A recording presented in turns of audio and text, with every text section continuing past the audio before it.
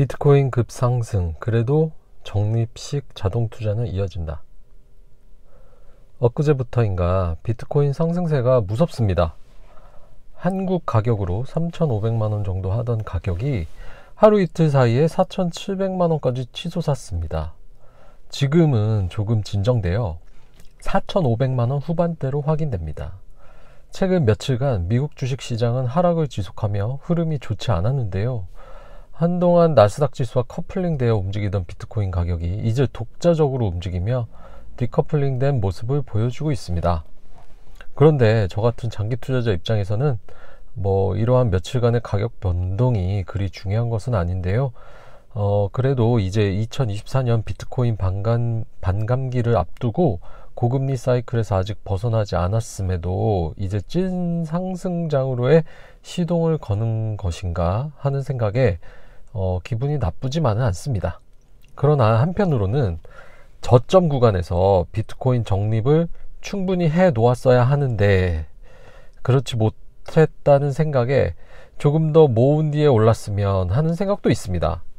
그래도 초장기적으로 보면 지금의 비트코인 가격이 3천만원대든 4천만원대든 나중에 먼 미래에 가서 보았을 때 그 차이는 거의 의미가 없는 차이일 것입니다. 더 싼 가격에 많이 사야지 하는 생각도 사실 탐욕이고요. 어떻게 되었든 저의 비트코인 적립식 자동 투자는 코빗에서 매일매일 이루어지고 있습니다.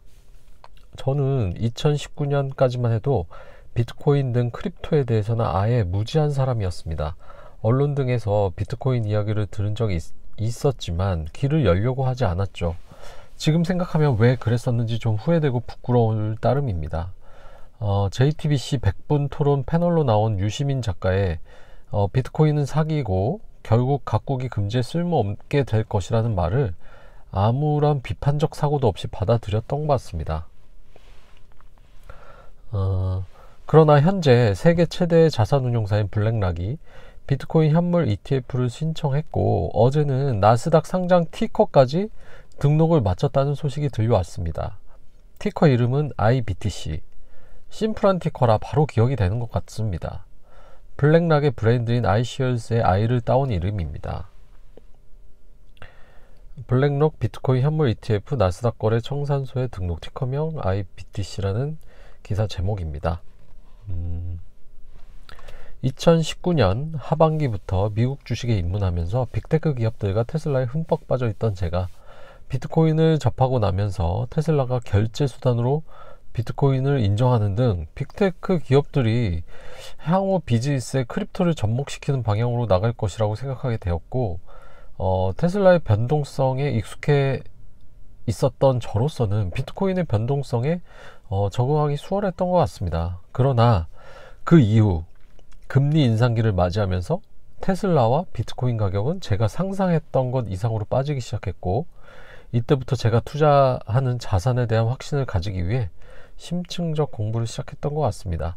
그리고 배당이 없는 테슬라와 비트코인 이외에 현금 흐름이 발생하는 자산의 중요성도 몸소 깨닫게 되면서 S&P 500 지수를 추종하는 VOO, 배당성장 ETF인 SCHD에도 투자를 이어가게 된 것이죠. 한편 비트코인도 사이클이 있고 2012년, 16년, 20년 반감기 때 모두 비슷하게 움직였음을 알게 되었습니다. 이러한 비트코인 반감기가 내년 상반기에 예정되어 있고 지난 과거 사이클을 보면 반감기 이후 가격이 일정 기간까지 지속적으로 오르다가 피날레를 장식하고 급격한 하락을 맞이하는 모습을 확인할 수 있습니다. 과거의 흐름이 이러했다고 미래에도 꼭 그럴 것이라는 확신을 할 수는 없겠지만 이제 세계 최대의 자산 운용사도 비트코인을 유망한 자산으로 생각하며 현물 ETF를 출시하는 만큼 더 강한 신념으로 흔들리지 않는 투자를 이어갈 수 있게 된 것 같습니다. 이 그래프는 반감기를 표시한 비트코인 차트인데요. 반감기 이후마다 비트코인 가격이 상승했음을 확인할 수 있습니다. 그리고 이러한 사이클을 몸소 체험하였기에 구글 트렌드나 MV, RV 지표 등을 통해 고점 부근이라는 판단이 들면 전부는 아닐지라도 어느 정도는 매도를 하고 다음 사이클을 준비해야 되겠구나 라는 교훈도 얻은 것 같습니다. 구글 트렌드로 살펴보면 지난 사이클 고점이었던 2021년도 관심도가 100이었던 반면에 현재 아직 18 정도의 수준이라 뭐 지금도 비트코인을 모아가기 좋은 구간이 아닐까 싶습니다. 전 세계 지역의 비트코인 구글 트렌드 지표입니다. 2021년 5월에 100을 찍었고요. 현재는 18 정도입니다. MVRV 지표를 살펴보아도 상단의 붉은 영역에 Z스코어 그래프가 닿거나 근접하였거나 그걸 초과하였을 때 고점에 가깝다는 것인데요. 아직 붉은 영역에 닿으려면 한참 남았음을 확인할 수가 있습니다. MVRV Z스코어 지표입니다.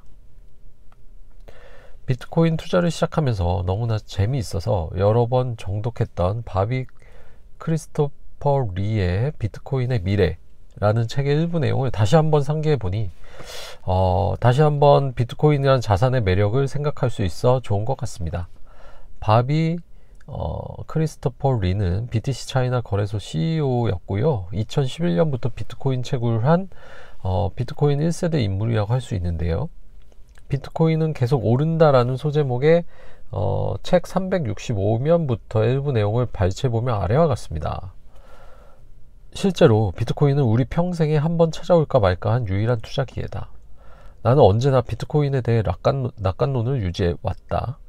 예상치 못한 어떤 획기적인 변화가 나타나지 않는 한 비트코인에 대한 나의 확신은 점점 더 강해질 것이다.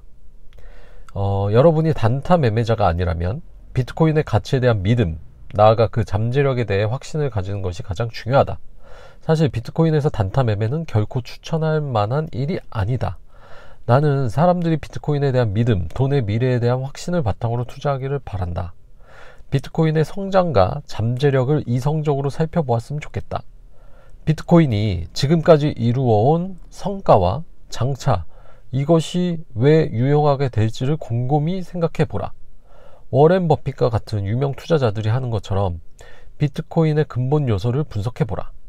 그 결과에 동의하지 않는 사람이 많다고 해서 주눅들지 말라. 아마 그런 사람이 엄청나게 많을 것이다.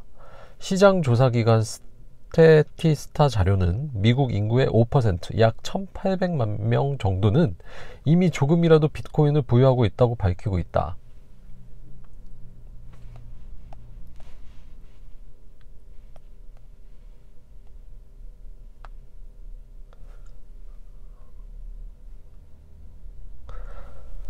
넉넉 잡아 비트코인을 조금이라도 보유한 전세계 인구를 대략 5천만 명으로 추정하더라도 전세계 인구가 77억이라는 점을 생각하면 아마도 아직도 성장 여력은 충분하다.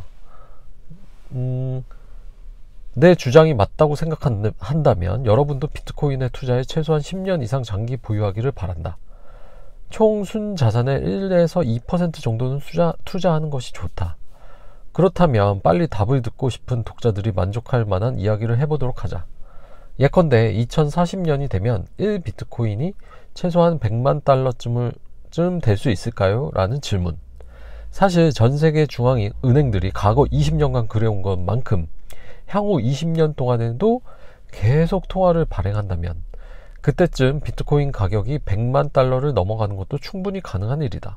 그렇다. 비트코인의 20년 뒤 가치는 좋게 100만 달러는 될 것이다.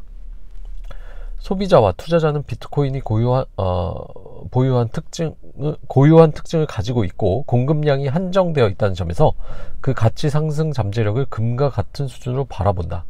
그러나 비트코인은 디지털 정보의 속성을 지녔으므로 자산으로서 금보다 실용성이 더 뛰어나다. 이러한 내용을 통해 왜 비트코인 투자를 포트폴리오의 극소 부분이라도 포함시켜 장기적으로 이어가야 하는지 어느 정도 알 수 있으실 것이라 생각합니다. 물론 이것은 지극히 개인적인 생각인 부분이라 저와 다른 생각이라고 하시더라도 너무 비판은 말아주시고요. 그래도 다른 사람들이 비트코인 0.01개라도 가지고 있으면서 그게 급등해서 부를 축적해가는 모습을 보면 배가 아플 수도 있습니다. 그래서 없어도 내 삶에 큰 지장이 없을 정도만 비트코인에 투자하는 것은 나쁘지 않은 것 같습니다. 이렇게 소량이라도 투자를 하면 크립토 산업 관련 기사나 정보에 자연스레 관심도 가지게 되실 것이고요. 하여튼 비트코인이 급등을 하는 이 순간에도 제 비트코인 적립식 자동 투자는 이어집니다. 이러한 소량이 모여 언젠가 보면 노후를 편안하게 보낼 수 있는 든든한 자산이 되어 있기를 소망하며 오늘은 여기서 마치겠습니다. 여러분의 성공 투자를 기원합니다. 감사합니다. 이상 스테디 테일러였습니다.